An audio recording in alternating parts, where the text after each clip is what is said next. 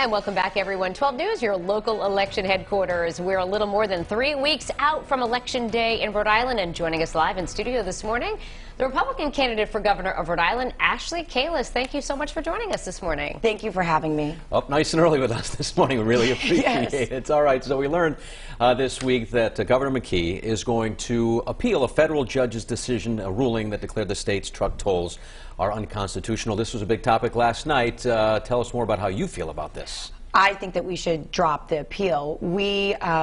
It is clearly an unconstitutional law. So instead of spending more taxpayer money fighting an unconstitutional law, we've already spent $8 million with a politically connected law firm to fight something. So he needs to drop the appeal, and if he doesn't want to tax cars, he needs to take down the gantries. The other thing I'd like to point out about last night's debate is that I asked Governor McKee very directly on what basis he was going to appeal that court case, and he could not answer. We deserve a governor that knows why they're going to appeal something that was found to be unconstitutional, and he simply could not answer the question when I asked him multiple times.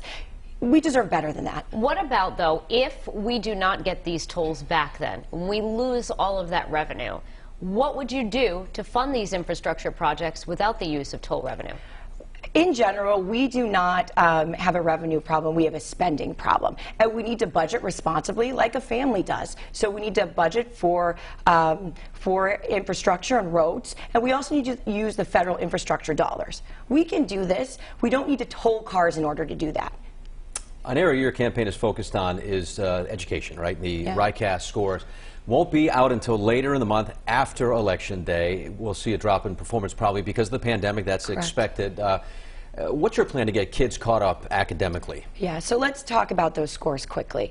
Those scores are being delayed. They were scheduled to come out in October, and the governor delayed them until after the election. The last time this was done was with Gina during an election as well, and that was the first year, so I'm going to give her a bye. But there's no reason that parents shouldn't have access to their scores. RIPEC came out with a report yesterday that said that our school systems are in crisis, and they came up with a number of steps that we need to follow. Those steps actually mirror my education plan, and so what it is, we need to do the long-term work of education reform, because no child should be trapped in a failing school. And at the same time, I refuse to tell a 5-year-old that is trapped in a failing school that they need to wait in order for the adults to figure it out, because education reform will take 8 years to turn around the schools. So we need a mechanism of public school choice to not trap that child in a failing school, because the reality is the quality of your education should not be determined by your zip code. All right, well, let's, because we don't have a lot of time with you today, we really want to talk about early in-person voting that begins a week from tomorrow. We saw what happened in the Democratic primary, where we had momentum with a candidate,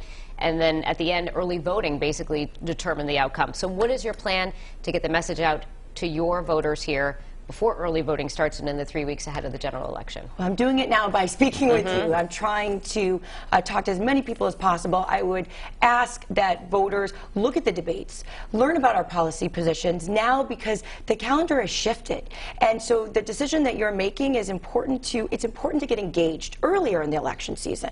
So I'm meeting with as many people as I can, and I am also working with the press so that I can get my message out. So I really appreciate you helping me do that.